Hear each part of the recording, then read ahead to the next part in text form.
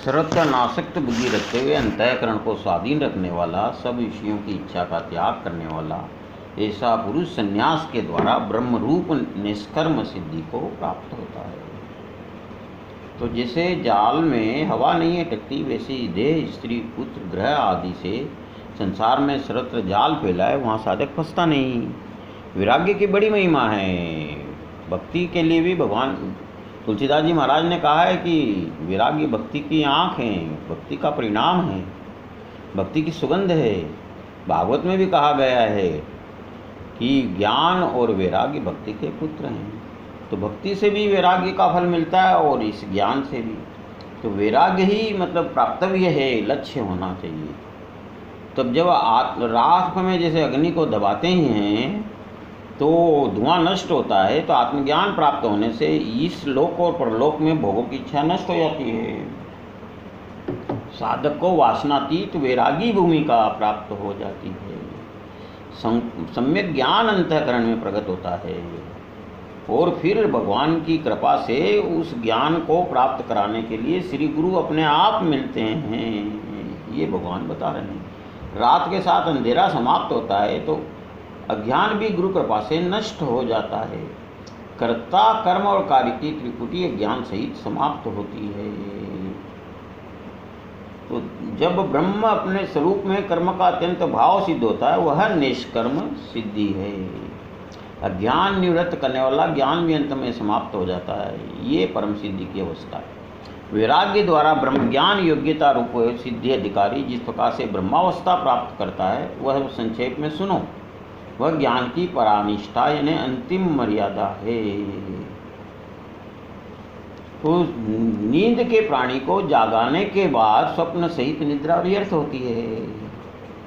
तो भाग्यशाली साधक हो और कोई देव योग से गुरुवाक्य सुनने से तुरंत द्वैत नष्ट होकर आत्मस्वरूप में स्थिति स्थिर होती है।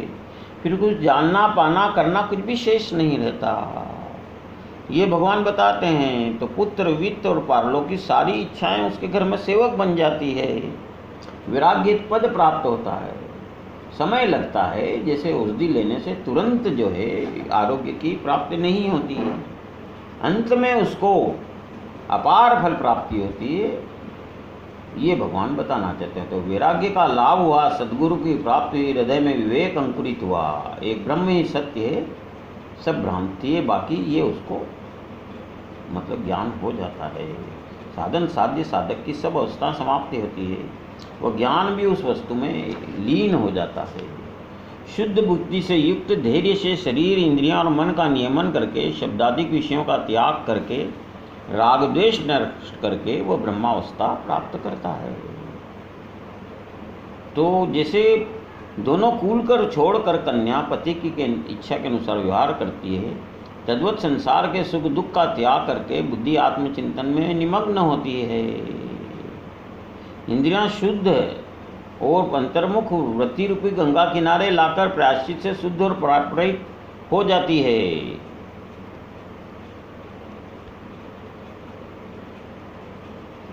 एकांत में रहने वाला, मिताहारी वाणी, शरीर और मन का संयम करने वाला, ध्यान योग निष्ठ नित्य वैराग्य का आश्रय करने वाला, तो वह मौन रहता है। गुरुपदेश के सुनने में, याद करने में उसको समय का भान नहीं रहता है। मिताहार से उसका शरीर और मन स्वस्थ रहता है।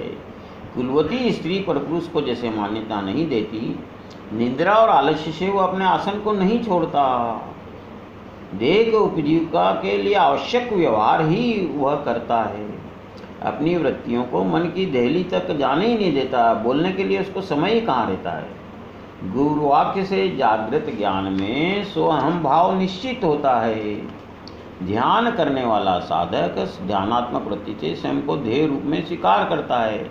वहाँ वह अभेदात्मक ध्यान, ध्येय, ध्याता तीनों की एकरूपता होने तक ध्यान किया जाता है। ये भगवान बताना चाहते हैं बार बार। तो अहंकार, बल, दर्प, काम को, ग्रह को छोड़कर स्त्री पुत्र आदि में ममत्व रहित शांत साधक ब्रह्म भाव धारण करने योग्यता है। पहले देह का अहंकार छोड़ना होता है। ये अहंकार बार बार पुनर्जन्म का कारण बनता है।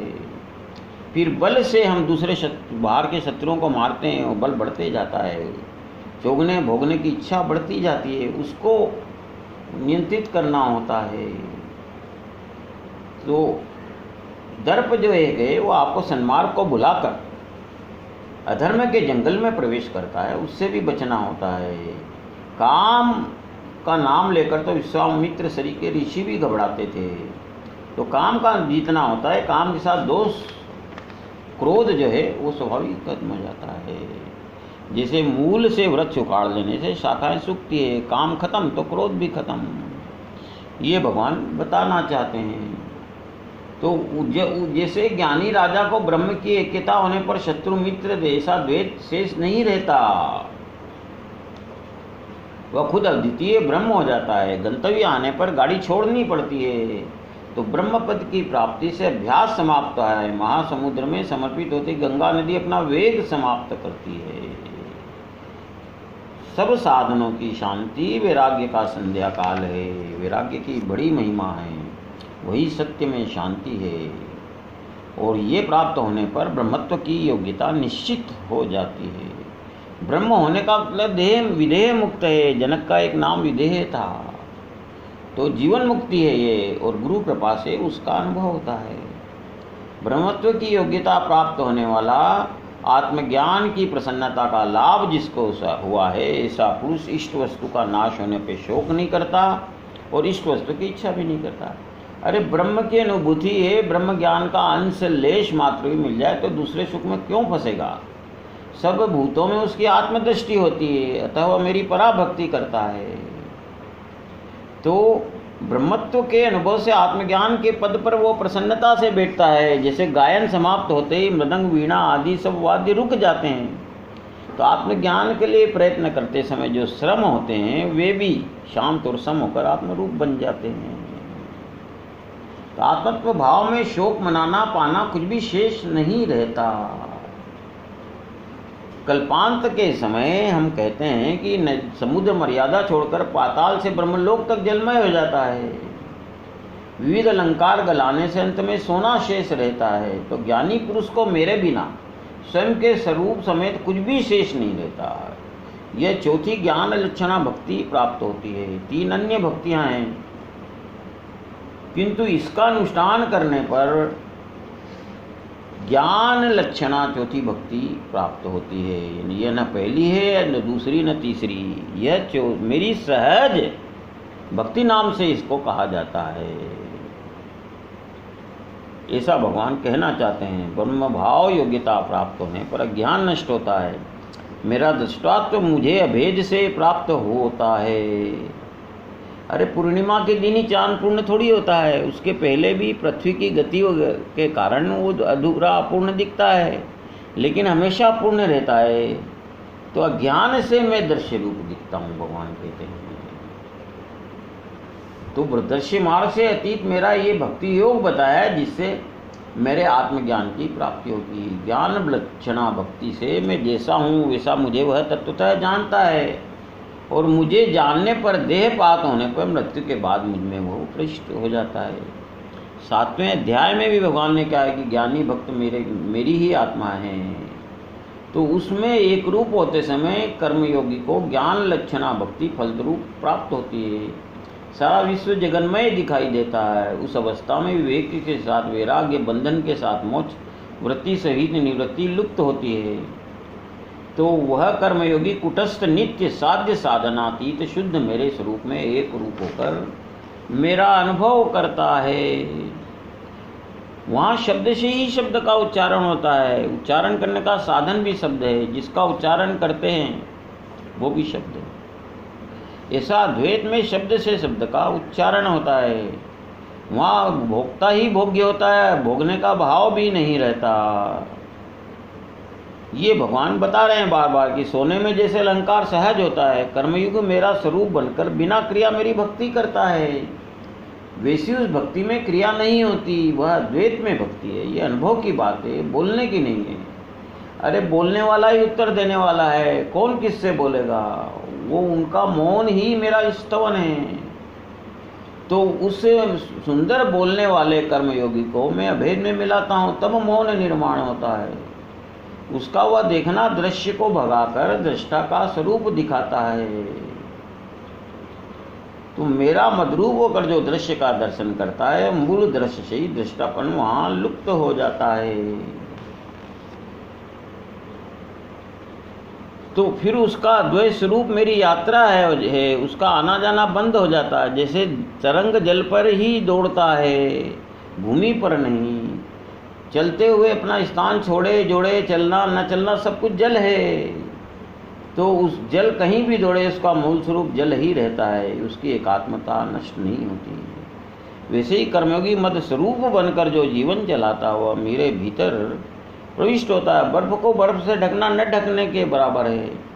तो मैं कर्ता और कर्म होकर मदरूप से कार्य न करना ही करना है। उस समय वह नित्य कर्म करता रहता है, करने का भाव ही नहीं है, उसकी सब क्रियाएं मदरूप हो जाती है। ये मेरा पूजन है। तो वह कर्म करते हुए आत्मदृष्टि से कुछ भी नहीं करना, यही उसका महापूजन है। वो करता रहता है, उसका बोलना ही मेरा स्तवन है, उसका चलना ही मेरी यात्रा है। वह जो करता है वही पूजन है। कबीर की और शंकराचार्य की ये स्थिति थी, उनको ये आत्मानुभूति हो गई थी। जैसे सोना का अलंकार सोने से अनन्य होता है, तद्वत कर्मयोगी ज्ञान लक्षणा भक्ति योग से मुझसे अनन्य रहता है। वह अभेद से मेरी भक्ति करता है। मैं जन्म रहित, जरा रहित, मरण रहित, क्षर रहित, अपूर्व आनंद हूँ, चलन रहित हूँ, अनंत हूँ, अद्वैत हूँ। उत्पत्ति के पहले भी मैं था, अव्यक्त निराकार हूँ, सब विश्व के रूप में साकार भी मैं हूँ, मैं ही नित्य स्वामी हूँ, मैं स्वाभाविक सत्ता रूप हूँ, सर्वत्र व्याप्त हूँ, स्थूल सूक्ष्म मैं ही हूँ, सब कुछ मैं ही हूँ। मैं क्रिया रहित, एक असंग शोक रहित, व्याप्य और व्यापक क्षर अचिर रतित पुरुषोत्तम हूँ। मैं साक्षात ब्रह्म हूँ, रूप हूँ। मुझे एक को आत्मभाव से जानकर इस वृत्ति ज्ञान को जानने वाला ब्रह्मस्वरूप ज्ञान में ही हूँ। इस प्रकार अद्वैत भक्ति से कर्मयोगी मुझे जानता है। तो मैं तू यह भेद स्वानंद के अनुभव में समरस होने पर लुप्त हो जाता है। वह कर्मयोगी मुझ में प्रवेश करता है, वह की भाषा समाप्त हो जाती है। तो वहाँ वाणी का कोई विषय ही नहीं रहता है, वहाँ न बोलना ही विपुल बोलना रहता है। ज्ञान और अज्ञान की भावना छोड़कर स्वानुभव जाना जाता है। आनंद से आनंद लेना है, सुख से केवल सुख भोगना है। वह अमर्याद आनंद, अपरोक्ष ज्ञान, बाधित सत्य जानकर आश्चर्य भी आश्चर्य में डूब जाता है। ऐसी वह स्थिति है। देखो, देश काल और पदार्थ की अनुकूलता से प्रयत्न पूर्वक मुझे प्राप्त करना चाहिए। ऐसी मैं परिच्छिन्न वस्तु नहीं हूँ। मैं स्वतः सिद्ध सर्वात्मा, सर्वस्वरूप और सबका सर्वस्व हूँ। तो अतः मुझे प्राप्ति के लिए कोई कष्ट की आवश्यकता ही नहीं है। मैं इस कर्मयोग के सरल मार्ग से निश्चित प्राप्त होता हूँ। तो जो स्वतः सिद्ध है उसको प्राप्त करने के लिए कोई कष्ट की आवश्यकता ही नहीं है। गीता जो है ये संपूर्ण गीता शास्त्र मोक्ष का उपाय बताने वाला है। जो द्वैत का प्रतिपादन करते हैं वे शास्त्र अधूरे हैं, प्रमाण सिद्ध नहीं हैं। अन्य सब शास्त्र विद्या नाश करने के लिए होते हैं, किंतु आत्म साक्षात कराने में वे स्वतंत्र नहीं हैं। उनको भी प्रामाण्य सिद्ध करने के लिए गीता की शरण लेती है। तो सब शास्त्रों में शेष गीता से सब अन्य शास्त्र सनात हुए हैं। ये गीता की महिमा है। मेरा आश्रय लेने वाला, सर्वकर्म सर्वदा करने वाला मेरी कृपा से नित्य शाश्वत अवैध पद प्राप्त करता है। तो कर्मयोगी इन उपायों से ब्रह्मत्व की प्राप्ति करके मेरे सिद्ध स्वरूप में मदरूप होकर स्थिर होता है। सकर्म पुण्य से मेरा सुपूजन करके ज्ञान मार्ग का पूरा प्रसाद मेरी कृपा से प्राप्त होता है। यह ज्ञान निष्ठा जहाँ प्राप्त होती है वहाँ मेरी ज्ञान लक्षणा भक्ति प्रकट होती है।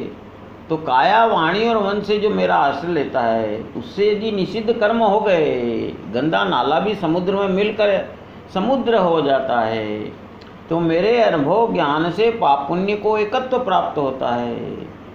लकड़ी और चंदन का भेद तब तक है जब वे अग्नि से एक रूप नहीं हो जाते, ये भगवान कहना चाहते हैं।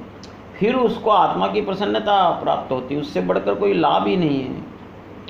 विवेक बुद्धि से सकर्म मुझको समर्पित करके मुझ में तत्पर होकर सिद्धि और असिद्धि इन दोनों विषयों में समत्व से बुद्धि योग का आश्रय लेकर सर्वकाल मुझ में चित्त स्थित करो। ये कर्म संन्यास कृत्रिम नहीं होना चाहिए। सब कार्य करते समय चित्तवृत्ति आत्मविचार में डुबो दो। विवेक के बल से कर्म से आत्मा को फिर स्पष्ट दिखाई देगा। ये भगवान कहना चाहते हैं कि कर्म अलग है, आत्मा अलग है। अनन्य योग से जब बुद्धि मुझ में प्रविष्ट होती है तब चित्त अन्य विषयों का त्याग करके मेरे अकेले को ही पूर्णतः भजता है। तुम मेरे में चित्त रखने वाला होने पर मेरी कृपा से सब संकट से पार हो जाओगे। देखो कितना बड़ा आश्वासन है भगवान का। यदि अहंकार से नहीं सुनोगे तो तुम्हारा निश्चित नाश होगा। एक ये स्थिति कि सब संकट खत्म हो जाते हैं, पर ये जो देह का अहंकार है वो जब तक रहता है आप संकट ही संकट है। भगवान की कृपा होती है तो देह भाव नष्ट हो जाता है, फिर संसार रूपी हवा से भय रह ही नहीं पाता है। तो यदि तुम मेरी वाणी मान्य नहीं करोगे तो जीवन मरण का दारुण मृत्यु भोगना पड़ेगा। अहंकार का आश्रय करके युद्ध नहीं करोगे, यह तुम्हारा निश्चय व्यर्थ है। तुम्हारा स्वभाव मैंने क्षत्रिय का बनाया है, वो विवेश करेगा। भगवान आपका स्वभाव प्रकृति बनाकर छोड़ देते हैं, उससे विवश होकर आपको कर्म करना ही पड़ता है। जैसे विवेक का द्वेष करोगे तो अहंकार बढ़ेगा, पथ्य का द्वेष करोगे तो ज्वर बढ़ेगा। तो अपने को अर्जुन बोलना, दूसरों को स्वजन बोलना और युद्ध को पाप कर्म करना, ये मैं युद्ध नहीं करूँगा, ये तुम व्यर्थ नहीं। कोई तुम्हारे ये निर्णय कोई व्यर्थ है, भगवान कहते हैं, क्योंकि तुम्हारी प्रकृति तुमसे युद्ध कराएगी। भगवान कह रहे हैं क्षत्रियों के रजोगुण से स्वाभाविक उत्पन्न हो तुम, पूर्व जन्म के संचित कर्म है, त्रिगुणात्मक प्रकृति के स्वभाव से निर्माण स्वयं के कर्म का तुम्हें बंधन है। इतने बंधन है, प्रारब्ध बंधन है। तो अज्ञान से युद्ध न करने की प्रतिज्ञा यदि तुम करोगे तो ये तीन कारण हैं। स्वभाव से अधीन होकर तुम युद्ध करोगे, भगवान उसको चेतावनी दे रहे हैं। धान का कण धान ही बनेगा, न बनना चाहे तो भी।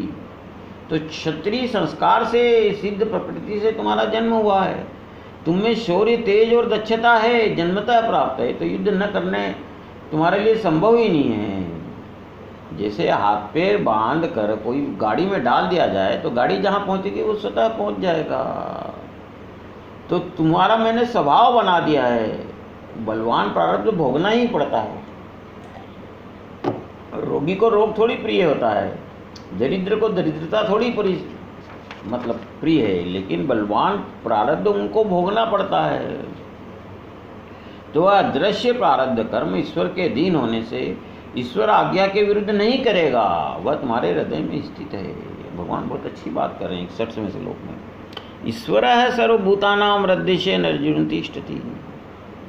माया बल से देह रूपी यंत्र में अहंकार द्वारा आड़ू होकर भूतमात्र को अंदर आत्मा रूप में बैठा घुमा रहा है। सभी के अंदर वही स्थित है। भगवान बार बार कह रहे हैं कि जीव के सब इंद्रियों का प्रेरक ईश्वर है। आँख देखती है उसकी कृपा से, कान सुनते हैं उसकी कृपा से, सुख दुख भोगते हैं उसकी कृपा से। तो वह ईश्वर सब भूतों का अहंकार रूपी वस्त्र ओढ़कर अखंड प्रकट होता रहता है। माया के पर्दे के पीछे रहकर अकेला ईश्वर जीव के अहंकार का सूत्र पकड़कर ये पपेट्स गुड़ियों को नचाता रहता है। ब्रह्मा जी से लेकर कीड़े तक सब प्राणियों को उनके कर्म के अनुसार अधिकार प्राप्त कर देह के विभिन्न आकार बनाता है और उसको देह में आसक्ति होती है। जो भी देह मिलती है, धागा धागे में ही उलझता है, घास घास से ही बांधा जाता है। तो देह रूपी यंत्र पे जीव को बैठाकर वह ईश्वर प्राकलन का सूत्र चलाता है। उसने सब हर एक के लिए जो कर्मसूत्र स्वतंत्र तैयार कर रखा है, उसी के अगली योनि उसको गति प्राप्त होती है। वायु तरण को जैसे आकाश में घुमाता है, तो स्वर्ग और संसार में प्राणी मात्र को उसके कर्म के अनुसार वो घुमाता रहता है। चुंबक के सानिध्य में लोहा जैसे गोल घूमता है। तो ईश्वर की सत्ता से प्राणी मात्र सब काम करते हैं। वह ईश्वर सर्वाधिपति है।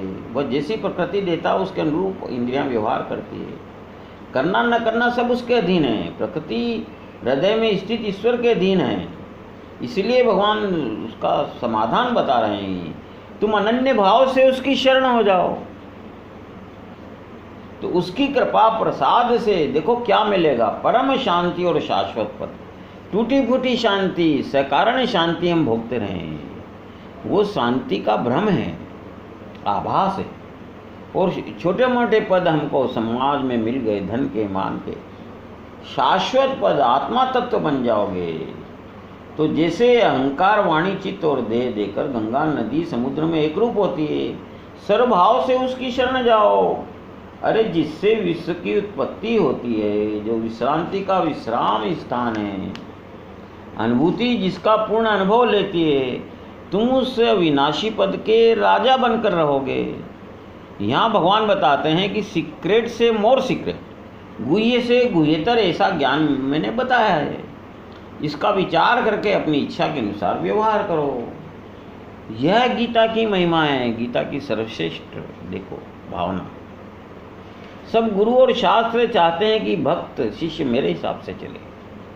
भगवान को अपनी वाणी पर पूरा भरोसा है। वो कहते हैं मैंने ज्ञान दे दिया, इस ज्ञान के प्रकाश में तुमको सही करना ही पड़ेगा। तो भगवान कहते हैं यथे इच्छसी तथा करो, और अंत में अर्जुन कहता है करिष्ये वचनम तव। तो ऐसी सुंदर उन्होंने भगवान ने छोड़ दिया, आपकी इच्छा हो जो करो। तो ये इस ज्ञान से आत्मा रूपी रत्न मिलता है। इसका वर्णन करने से वेदों को कीर्ति प्राप्त हुई है। ये आत्मज्ञान रहस्य का गुप्त धन है।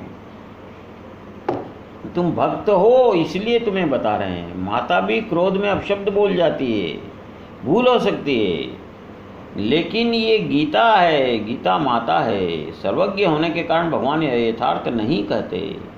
आकाश सूक्ष्म में उसको भी छान कर ये सार बताया है। अमृत को भी छीला गया है, दिव्य से दिव्य करा गया है। उस सूर्य को भी इन्होंने जैसे जो जिससे सब दिखता है अंजन लगाया है, ये गीता माता है। तो मैं सर्वज्ञ हूँ, सब वेद आदि सब ग्रंथों का विचार करके जो योग्य है वो तुमको बताया है, भगवान कह रहे हैं। तो भूखे के आगे यदि अन्न परोसें और वो ना करेगा तो भूखा रह जाएगा और उसको झूठ बोलने का पाप लगेगा। तो इसलिए भगवान कह रहे हैं कि मैं जो कह रहा हूँ उस पर ध्यान दो, इधर उधर मत भटको।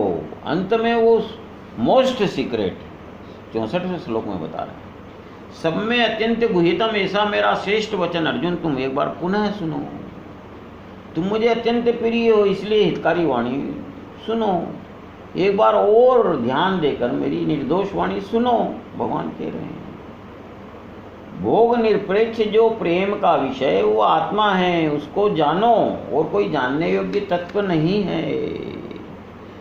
अंतःकरण की गुप्त बात तुम मेरे जीव हो इसलिए अब तुमको बता रहा हूँ। भगवान कह रहे हैं कि अनन्य भाव से शरण आ रहे भक्त का मुझे व्यसन है। तुम मेरे पास गुप्त नहीं रखते। अर्जुन सरल है, अर्जुन का एक नाम मतलब यानी अर्जुन का अर्थ होता सरल। तो भगवान के सामने उसने सारी बातें प्रकट कर दी, तो भगवान भी प्रसन्न होकर अपनी सब बातें उसको प्रकट कर रहे हैं। तो ये 65वें श्लोक में भगवान कहते हैं मनमना भव मद भक्तो मध्यादि माम नमस्कुरु मामे वेशसी सत्यम ते प्रति जाने प्रियोसी में। ये पहली जो पंक्ति है 9वें अध्याय के 64वें श्लोक में भी थी। उसी बात को दोबारा भगवान कह रहे हैं। भगवान की बड़ी कृपा है कि ये पंक्ति बहुत महत्वपूर्ण है, 2 बार कही गई है कि मन मुझ में रखने वाले बनो, मेरे भक्त बनो, मेरा भजन पूजन करो, मुझे प्रणाम करो, इससे तुम्हें मेरी प्राप्ति होगी। यह मैं सत्य प्रतिज्ञा कर रहा हूँ। भगवान प्रतिज्ञा कर रहे हैं भक्त के लिए। देखो आप, क्योंकि तुम मुझे अत्यंत प्रिय हो। हम सब भगवान के अंश हैं, भगवान के बिछड़े हुए भक्त हैं। भगवान इसलिए हमको ये गीता रहस्य प्रकट कर रहे हैं। तो अपने अंतर्बाह्य सभी व्यवहार का विषय मुझे परमात्मा को बनाओ। जैसे वायु आकाश में एक रूप रहती है, सब कर्मों से तुम मुझसे एक रूप होकर रहो। मुझ में अपना मन, तुम अपना मन को मेरे लिए मंदिर समझो। मेरे स्वरूप गुण और कर्म के सुनने से तुम अपने कान भर लो। आत्मज्ञान संपन्न संतों को तुम मेरी स्वरूप समझो, मेरी दृष्टि उन पर लुब्ध होने देना। मैं सबका वस्ती स्थान हूँ। मेरे जो नाम जप के लिए नाम दिए उनका भजन करो, वाणी के माध्यम से उनको अंतःकरण में भेजो। हाथ से कर्म करना, पैर से चलना मेरे लिए करो। कितना सरल उपाय बता रहे हैं। तो अन्य किसी भी किया हुआ सब कर तुम मुझको समर्पित करो। बार बार क्या एक बात बताना चाहते हैं भगवान, सोचो। अपने को सेवक समझकर भगत भाव से सबकी सेवा करो। इस सेवा भक्ति से प्राणियों के प्रति द्वेष भावना नष्ट होकर सर्वत्र मैं ही हूँ, इस भावना से नमन करते हुए अविचारी आश्रय तुम निश्चित पाओगे। इस चराचर विश्व में तेरा और मेरा की ये बात लुप्त हो जाएगी और तुम निरंतर मेरा और तुम्हारा एकांत होगा। इससे निरंतर बढ़ने वाला सुख प्राप्त होगा। तुम्हारे और हमारे सुख में प्रतिबंध करने वाला विश्व अज्ञान के साथ नष्ट हो जाएगा। जैसे आकाश का वायु से मिलन होता है, समुद्र का तरंग से मिलन होता है, इसमें किसका प्रतिबंध है? तुम और हम, ये जो देह का धर्म दिखाई देता है वह देह का नाश होकर तुम ब्रह्म बन जाओगे, मेरे रूप हो जाओगे। प्रेम की जाति में लज्जा रखने से काम थोड़ी चलता है। तो देखो, तुम नर हो, मैं नारायण हूँ, भगवान कह रहे हैं। और नर और नारायण से भक्ति पूर्ण होती है। तो भक्ति के पूर्णत्व के लिए हम दोनों को एक दूसरे से मिलना जरूरी है, भगवान समझा रहे हैं उसको। तो इसके लिए भगवान शपथ लेते हैं। इस प्रकार से सर्वत्र मेरी भक्ति करते हुए तत्तः सब में ही निश्चित होता हूँ। अंत में अहंकार भी नीचे नष्ट होकर तुम मेरे मदरूप हो जाओगे। तो भगवान ने कर्म, ज्ञान, भक्ति, ध्यान सारे शुद्ध विभिन्न प्रकार के मार्ग दिखाए। प्रारंभ में तुम सब कर्म मुझे अर्पित करो, फिर इससे तुम्हारा मन सहज प्रसन्न होगा। फिर मेरी कृपा प्रसाद से मेरे विषय का ज्ञान मोक्ष सिद्धि प्राप्त कर देने वाला होता है, वो तुम्हें मिलेगा। उस ज्ञान से मेरे स्वरूप में तुम त्रिकालिक अबाधिक एक रूप हो जाओगे, भगवान कह रहे हैं। उस अवस्था में साध्य साधन का अभाव रहता है। तुम्हारे लिए कुछ करना शेष नहीं रहेगा। तुम्हारे प्रेम से मोहित होने से मैं तुम्हारे अधीन हूँ।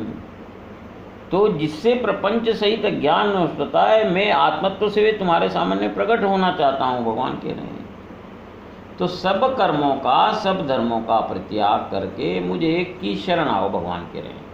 सब पापों से मैं निश्चित तुम्हें मुक्त करूँगा, ये भगवान कहना चाहते हैं। ये गीता का आखिरी उपदेश है, शरणागति का। जब तक अहंकार है हमारे मन में है कि ये सही है, ये गलत है, मैं पाप कर रहा हूँ, मैं पुण्य कर रहा हूँ, तो जो सर्वश्रेष्ठ उपाय है आज तक का, वो भगवान इस श्लोक में बता रहे हैं। तो अज्ञान से स्वर्ग और नरक और इनके फलों के साधन रूप में धर्म अधर्म ये उत्पन्न होते हैं, उसको आत्मज्ञान से नष्ट करो, भगवान कह रहे हैं। अज्ञान का त्याग करने से सब धर्म का त्याग हो जाएगा। निद्रा के साथ स्वप्न जाने पर केवल जागृति में अकेला रहता है। तद्वत ज्ञान नष्ट होने पर मैं सर्वत्र सहज हूँ, ऐसा जानोगे। मेरे बिना स्वरूपतः कुछ भी भिन्न नहीं है, भगवान कह रहे हैं। उस अखंड स्वरूप में सोहम बोध स्वरूप एक रूप हो जाओ। भेद के बिना मेरा एकत्व आत्मत्व से जाना जाता है। इसी को अनन्य शरणागति कहते हैं। मेरी शरण आने से मेरा क्या होता है? जैसे तरंग जल को शरण जाती है, भगवान बता रहे हैं। ऐसी शरण मत होना जैसे बड़वानल सागर में रहता है, पानी को जलाता रहता है। तो शरण होकर भी अपना अहंकार भाव मत रखना। धिकार ऐसे शरण भाव को, जीव भाव को अपना बनाए रखे। मुझ विश्वेश्वर का दर्शन होने के बाद जीव भाव नष्ट नहीं हुआ, ऐसी मन में भी बात मत रखना, भगवान कर रहे हैं। मेरे मदरूप होकर मेरी स्वतः सिद्ध भक्ति जिस ज्ञान से प्राप्ति होती है उसको हस्तगत करो। तो अद्वैत से मुझको शरण आने के बाद तुम्हें धर्म अधर्म की बाधा सहज ही नहीं होगी। लोहे को खड़ा रहता है तो जंग खा जाता है, लेकिन सोने का स्पर्श करने के बाद उसको जंग लग नहीं सकता, सोना बन जाता है। ऐसा पारस का स्पर्श करने के बाद, मेरा कहने का मतलब था, वो सोना बन जाता है। तो जैसे लकड़ी का मंथन करके अग्नि उत्पन्न होती, बाद में वो लकड़ी में रह नहीं सकती। सूर्य क्या अंधेरा देखता है, जागने में क्या स्वप्न का भय रहता है। मैं सर्वत्र व्याप्त हूँ, मुझसे एकता होने के बाद मुझसे अलग रहने का कोई कारण ही नहीं है। फिर तुम धर्म अधर्म की चिंता मत करो, ये मेरी लीला है। धर्म अधर्म सब मेरी इच्छा है। तेरा पाप और पुण्य दोनों ही मैं हो जाऊंगा। मुझसे भिन्न रहना ही पाप के बंधन का कारण है। भगवान इस पर बताए अहंकार ही पाप है। तो इस बंधन से तुमको अनायास छुटकारा मिलेगा। मुझे आत्मज्ञान से अप्रोच रूप से जान लो, मैं तुम्हें निश्चित मुक्त करूंगा। पाप की चिंता मत करो, मेरे अकेले के ही शरण आ जाओ। ये भगवान बार बार उनको समझाना चाहते हैं। भगवान को उसको युद्ध कराना था। द्वैत नष्ट न करते हुए ब्रह्मानुभव करा दिया भगवान ने, सकर्तव्य का बोध जागृत करा दिया। अर्जुन को आत्मसुख का अपार अनुभव आया। ये भगवान की कृपा है। तो उस सत्य प्रतिज्ञा भगवान ने प्रतिज्ञा पूर्वक स्वयं के मुख से गीता शास्त्र बताया है। वेदों का मूल गीता है, ये सही है। लेकिन जो स्वरूपतः नष्ट नहीं होता है, जिसका विस्तार जिसमें लुप्त होता है, वह उसका बीज होता है। तो बीज में जैसे वृक्ष रहता है, तो गीता का स्वरूप नष्ट होते हुए तीनों कांड, उपासना कांड और कर्म कांड और ज्ञान कांड वेद गीता में है। अतः वेदों का बीज गीता है, ऐसा मुझे प्रतीत होता है, दिखता भी है। भगवान कह रहे हैं वेदों के कर्म, उपासना और ज्ञान तीनों जो ये है कांड गीता में है। भगवान में शुरू से ही, भगवान में सब अध्याय में एक ही बात कहते आ रहे हैं कि कर्मयोग ईश्वरार्पण बुद्धि से बताने के निमित्त चतुर्थ अध्याय में फल इच्छा रहित कर्म ईश्वर प्रीत्यर्थ करने से उपासना होती है। भगवान बार बार कह रहे हैं। तो ये तीनों कांड का निरूपण करने वाली गीता छोटी सी मनमोहिनी श्रुति भगवती ही है। उसने गीता श्लोक रूपी रत्नों के अलंकार धारण करके ये सुशोभित हुई है। ये गीता कांड त्रयात्मक श्रुति है, यह मोक्ष रूपी फल है। मनुष्य देह धारण करने पर इसे अवश्य प्राप्त करना चाहिए। वेद मूलतः ज्ञान निधि है, किंतु अत्यंत कृपण है।